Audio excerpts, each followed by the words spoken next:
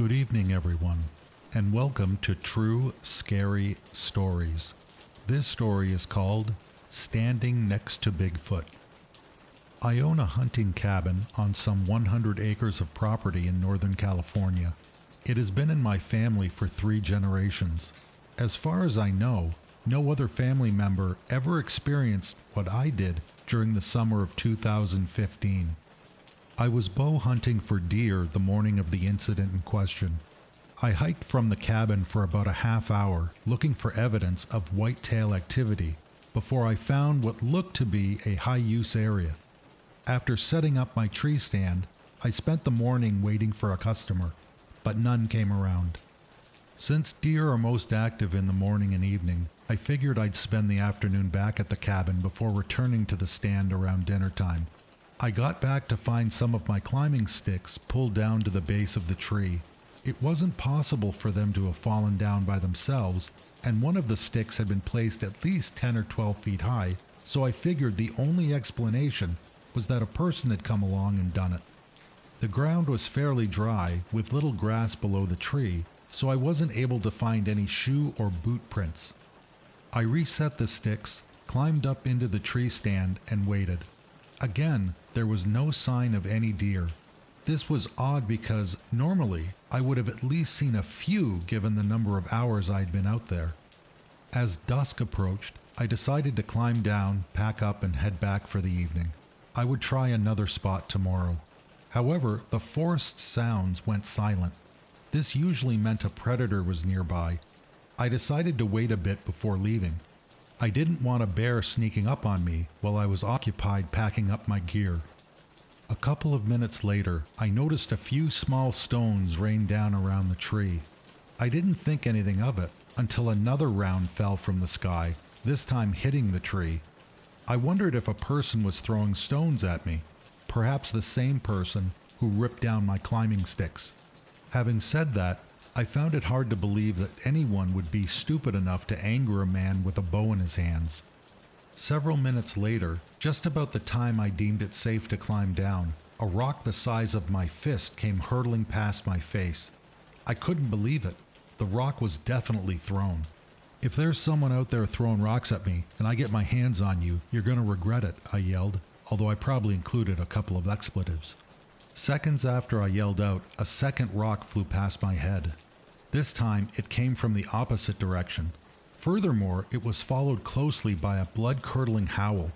I don't have the words to describe how fierce the sound was. I stood up off the stand seat and attempted to get a better look around my immediate vicinity. I didn't see anyone or anything, including a shadow because it was now so close to dusk. Something let out another howl.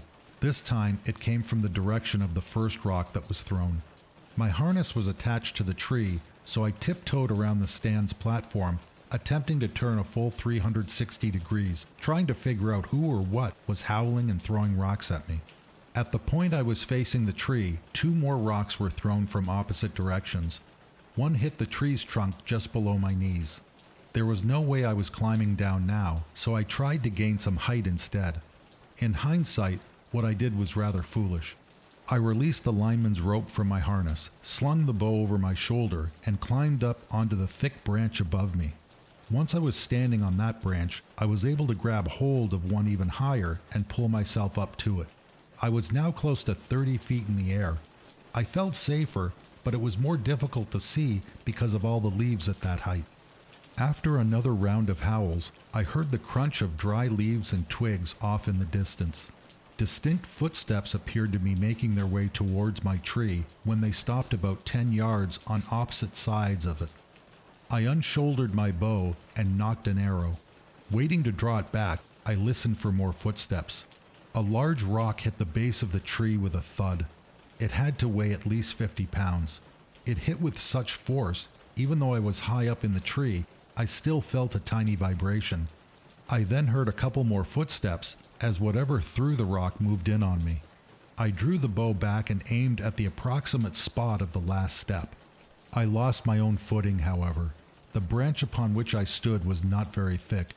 My rear foot slipped and I fell on top of the branch, wrapping my arms around it so that I would not fall any further. Unfortunately, My bow fell to the ground.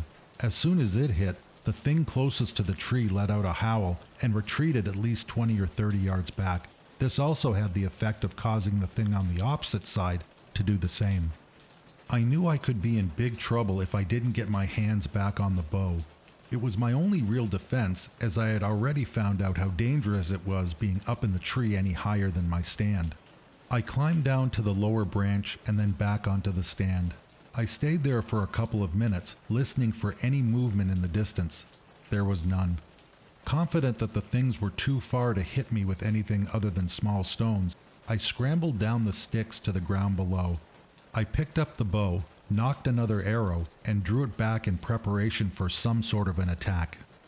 Though one didn't come, I sensed that whatever was stalking me was still close by. As such, I made the decision to climb back up into the tree stand. Once I was back up, dusk had fallen. I took out my headlamp and turned it on. I sat in the stand all night. I heard the footsteps once or twice an hour, though they didn't come any closer than about 50 yards. There was also an occasional howl and a rock thrown in my direction. I battled sleep most of the time. Although I had reattached the lineman's rope to my harness and wasn't afraid of falling out of the tree, I did fear falling asleep and being blindsided by a stealthy attack. I stood up every half hour or so to help stay awake and keep the blood circulating through my body. I didn't let go of my bow and kept an arrow nocked the entire time. The forest sounds returned about the time dawn broke. Feeling safe, I took down the stand, packed up, and hiked back to the cabin. Even though I could have used the sleep, I drove home right away. The events really shook me up. In fact, over the next couple years, the only time I returned to the cabin was to check up on it. I didn't do any hunting or stay overnight. However, I've since worked up the nerve to do so again, and have never since experienced anything like it.